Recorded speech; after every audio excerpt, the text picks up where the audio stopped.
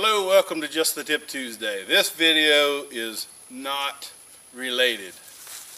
This is my cousin Tommy. He is related. That is. Too corny?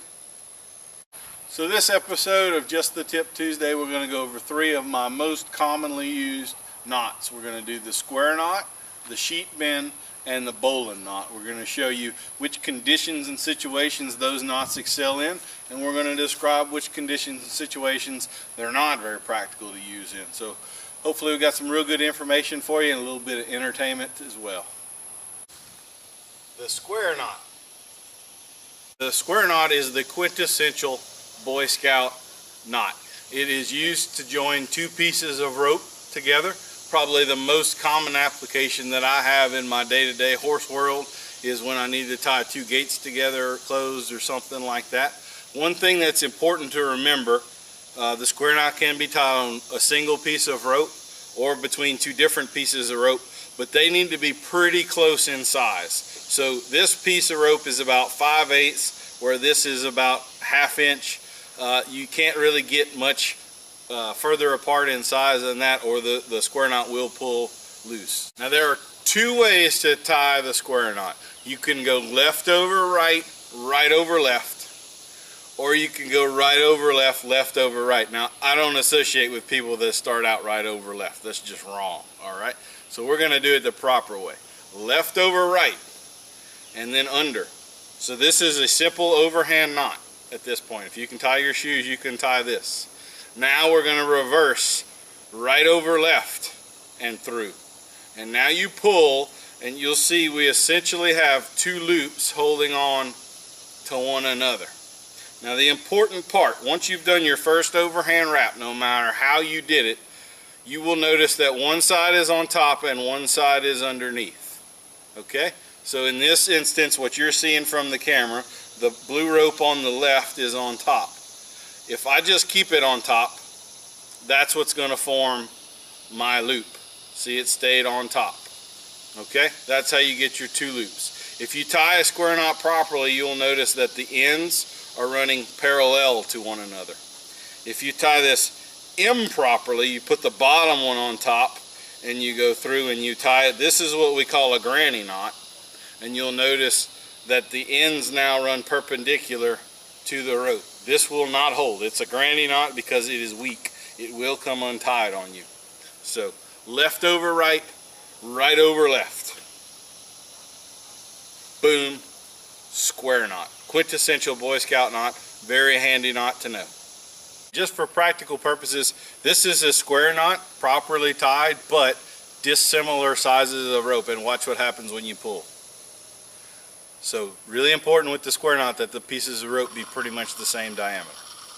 So one thing to keep in mind about the square knot is a model of symmetry. It is a beautiful, elegant, simplistic, and very functional knot that is perfectly symmetrical. Not like your face. Not like my face. So Tommy, can you tie this knot? I cannot. So you can not. I cannot not. Not. Who's there? You got that off a bubblegum wrapper, didn't you? Absolutely. My uncle's just like this too. The sheet bend. The next knot that we're going to cover is the sheet bend. This is one of the most important knots that you'll use in the horse world. This is the knot that we use to properly tie a rope halter on, where we're bringing it up and the tail comes across and it goes through the loop. It would be this knot, only it's going to be vertical instead of horizontal the way I'm going to show it to you. It's also the way we would attach a lead rope that doesn't have a snap on it to the bottom of the halter loop. So all you need is a loop. This is a loop tied into a piece of rope. This is the end of a piece of rope folded over to form a loop. We call this a bite in the rope world. All you need is a loop. Doesn't have to be tied off. One thing that I do try to always do when I'm teaching knots to people, you only want to learn to tie it one way. The last knot we're going to do today, the bowline, I know at least 6 different ways to tie that. I'm not going to show you 6 different ways, I'm going to show you one. Learn the one way until you have muscle memory, and then they're all easy to tie. So this is the sheet bend. If we were tying our halter on a horse, it would be like we would be coming through like so, with this over the horse's pole. We're going to show it to you in a horizontal method now. So when I'm tying this knot, I always hold the loop in my left hand. I always work the running end with my right hand. So I'm going to come up through the loop, let it go over the top, and then I'm simply going to go underneath my first portion. So this is just an overhand knot on a loop. Very strong, holds quite well, and you can always push the loop to get yourself slack if it gets pulled on. The sheet bend knot. Now to tie a double sheet bend knot, all we would need to do is to take this, go around the back, and we would come under one more time. And that, if I was tying a lead rope to the bottom loop of a halter, this is how I would tie it. So this knot, if it gets pulled on hard, is even a little bit easier to undo. We also call this a contractor's hitch. Double sheet bend or contractor's hitch, pretty useful knot too. Once you get comfortable with these knots and you understand the uses, you'll find many places in life where you can use them appropriately. So one of the cool things about a sheet bend knot, like a square knot, it can be used to form two pieces of rope into a longer piece of rope, but it can be used on ropes that are very dissimilar in size. So this small cordage can be tied to this 1/2 inch rope, and it's still going to hold and you know, perform as one. So that's one of the added benefits of the sheet bend knot.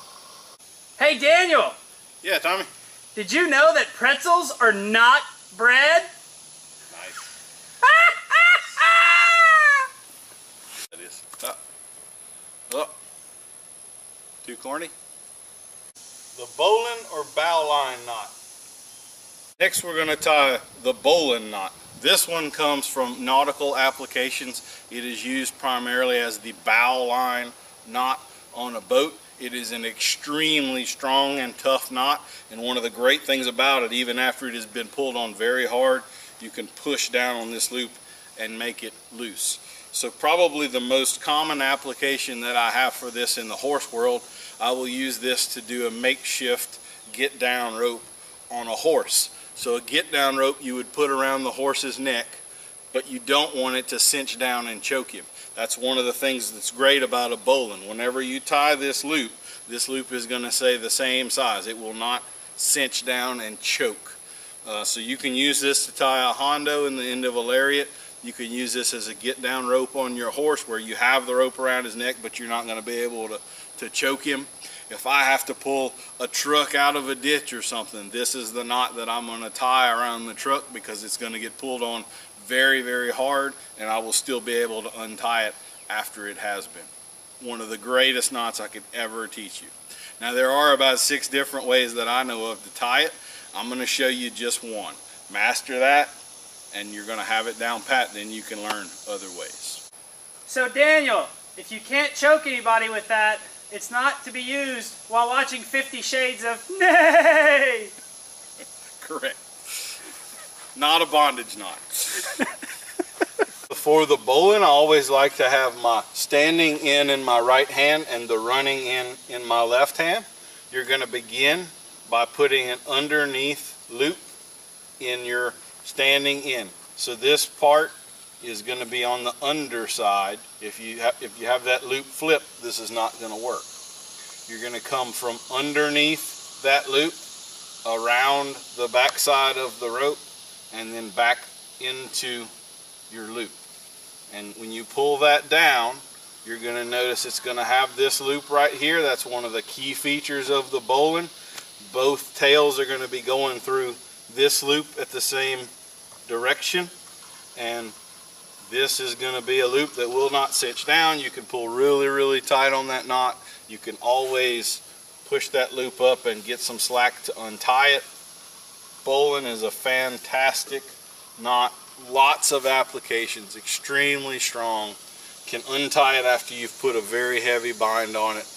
The bowline, again, one of the most useful knots that I could teach you.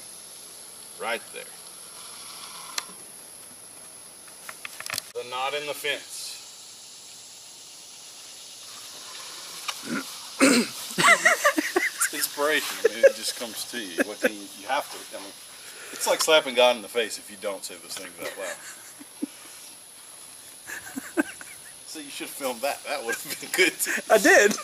Oh, really? All right. So we are recording this time, Tommy? My bad.